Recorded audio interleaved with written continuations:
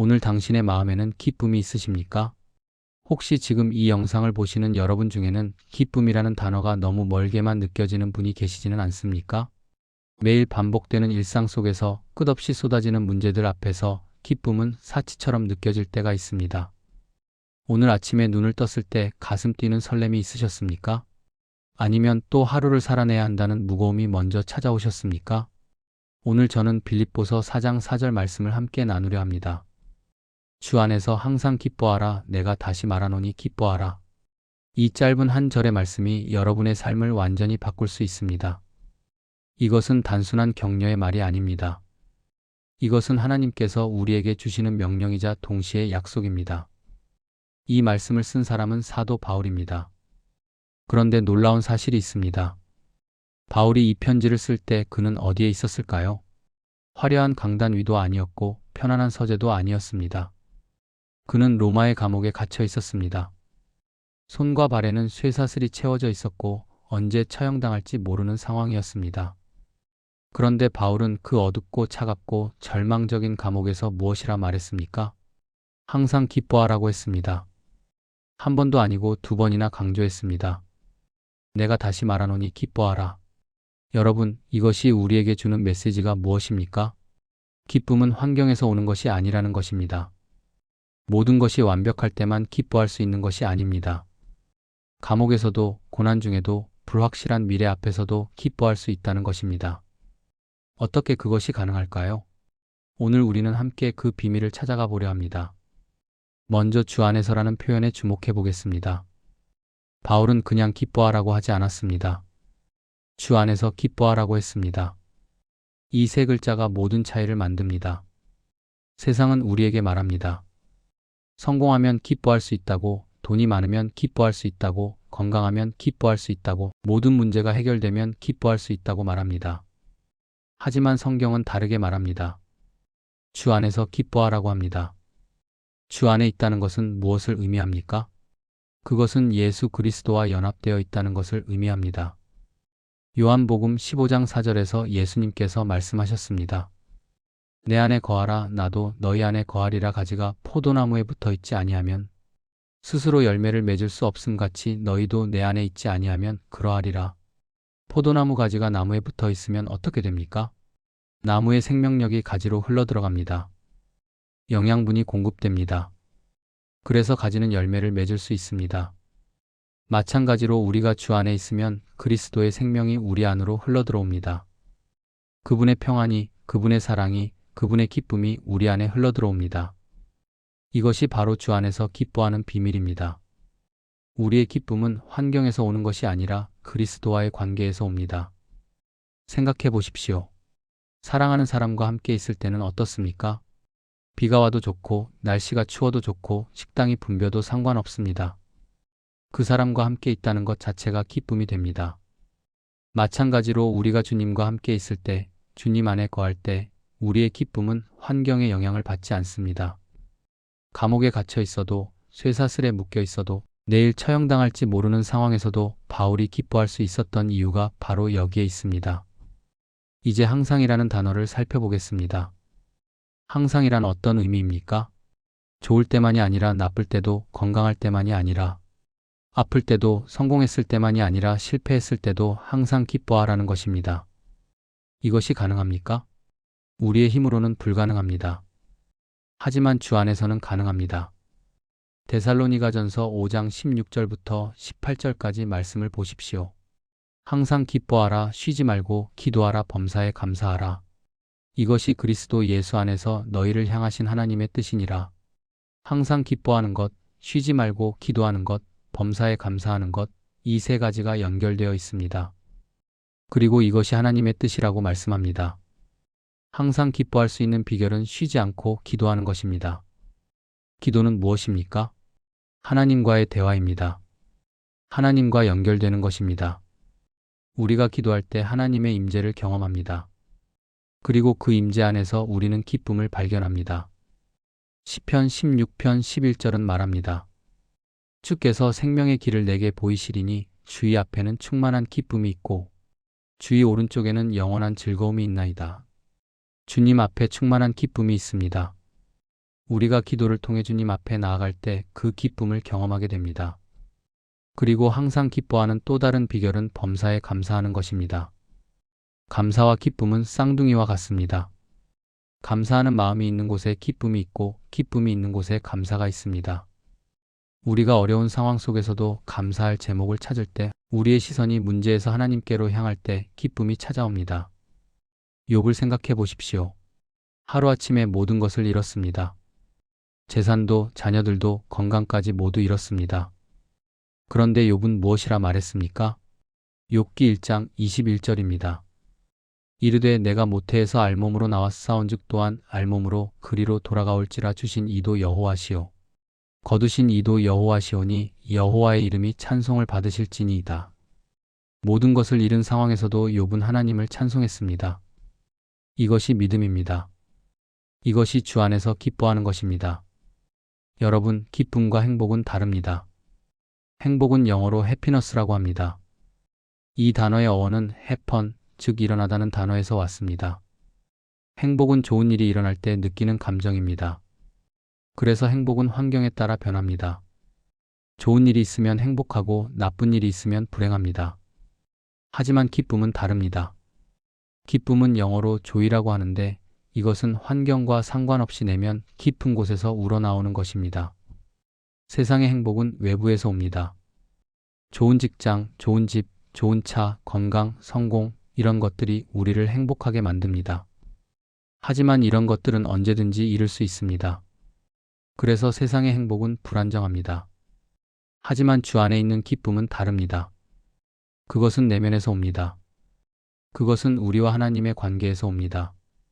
그래서 아무도 빼앗을 수 없습니다. 요한복음 16장 22절에서 예수님께서 말씀하셨습니다. 지금은 너희가 근심하나 내가 다시 너희를 보리니 너희 마음이 기쁠 것이요. 너희 기쁨을 빼앗을 자가 없으리라. 주님이 주시는 기쁨은 누구도 빼앗을 수 없습니다. 환경이 바뀌어도 상황이 어려워져도 이 기쁨은 우리 안에 남아 있습니다. 바울이 감옥에서 기뻐할 수 있었던 이유가 바로 이것입니다. 그의 기쁨은 자유로운 몸에 있지 않았습니다. 그의 기쁨은 주님과의 관계에 있었습니다. 로마 군인들이 그의 몸을 가둘 수는 있었지만 그의 기쁨을 빼앗을 수는 없었습니다. 왜냐하면 그 기쁨은 주님으로부터 온 것이기 때문입니다. 이제 내가 다시 말하노니라는 표현을 생각해 보겠습니다. 바울은 왜 2번 말했을까요? 한 번으로 충분하지 않았을까요? 바울은 이것이 얼마나 중요한지 알았기 때문에 강조한 것입니다. 기뻐하라는 것은 선택사항이 아닙니다. 이것은 명령입니다. 하나님께서 우리에게 주시는 명령입니다. 어떤 분들은 이렇게 말할 수도 있습니다. 기뻐하고 싶어도 기뻐할 수가 없어요. 너무 힘들어요. 너무 아파요. 어떻게 기뻐할 수 있습니까? 이해합니다. 정말로 힘든 시간을 보내고 계신 분들이 있을 것입니다. 하지만 바로 그런 분들에게 이 말씀이 필요합니다. 기쁨은 감정이 아니라 선택이기 때문입니다. 우리는 감정을 통제할 수 없습니다. 슬픈 일이 있으면 슬픕니다. 화나는 일이 있으면 화가 납니다. 이것은 자연스러운 반응입니다. 하지만 우리는 그 감정에 머물러 있을지 아니면 주님께로 시선을 돌릴지 선택할 수 있습니다. 기뻐하라는 명령은 슬프지 말라는 것이 아닙니다. 슬픔 가운데서도 주님을 바라보라는 것입니다. 시편 42편 5절을 보십시오. 내 영혼아 내가 어찌하여 낙심하며 어찌하여 내 속에서 불안해하는가. 너는 하나님께 소망을 두라. 그가 나타나 도우심으로 말미암아 내 하나님을 여전히 찬송하리로다. 시편 기자도 낙심하고 불안했습니다. 하지만 그는 자기 영혼에게 말합니다. 하나님께 소망을 두라고, 하나님을 찬송하라고 말합니다. 이것이 믿음의 선택입니다. 우리가 기뻐하기로 선택할 때 놀라운 일이 일어납니다.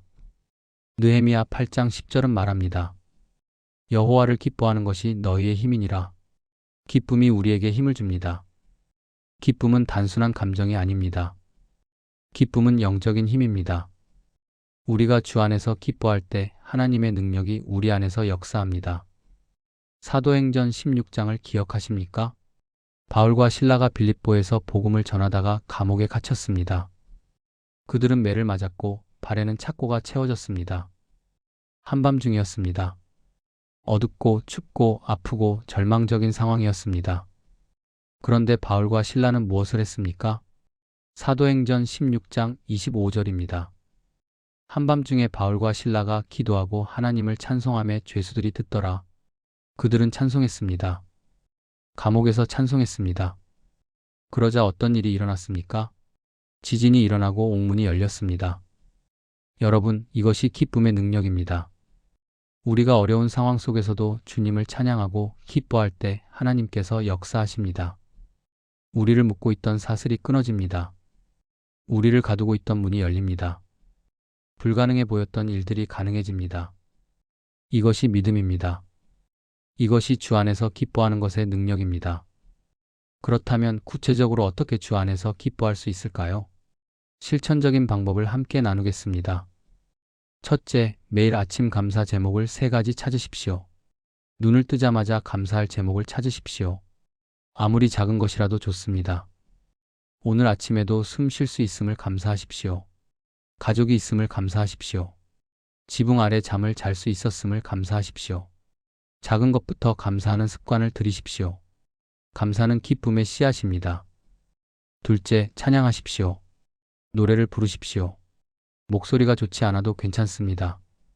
하나님은 우리의 목소리가 아니라 마음을 보십니다. 찬양은 영적 전쟁의 무기입니다. 역대하 20장을 보면 이스라엘 백성들이 전쟁에 나갈 때 찬양대를 맨 앞에 세웠습니다. 그러자 하나님께서 싸워주셨습니다. 찬양할 때 하나님이 일하십니다. 찬양할 때 어둠이 물러갑니다. 찬양할 때 기쁨이 찾아옵니다. 셋째, 말씀을 묵상하십시오. 시편 1편 2절은 말합니다. 오직 여호와의 율법을 즐거워하여 그의 율법을 주야로 묵상하는도다. 말씀을 묵상하는 사람은 즐거워합니다. 왜냐하면 말씀 속에서 하나님을 만나기 때문입니다. 매일 조금씩이라도 성경을 읽으십시오. 한 장도 좋고 한 절도 좋습니다. 그 말씀을 마음에 새기고 하루 종일 생각하십시오. 말씀이 우리 안에 거할 때 기쁨이 샘솟습니다. 넷째, 다른 사람을 축복하십시오. 잠언 11장 25절은 말합니다. 구제를 좋아하는 자는 풍족하여질 것이요 남을 윤택하게 하는 자는 자기도 윤택하여지리라.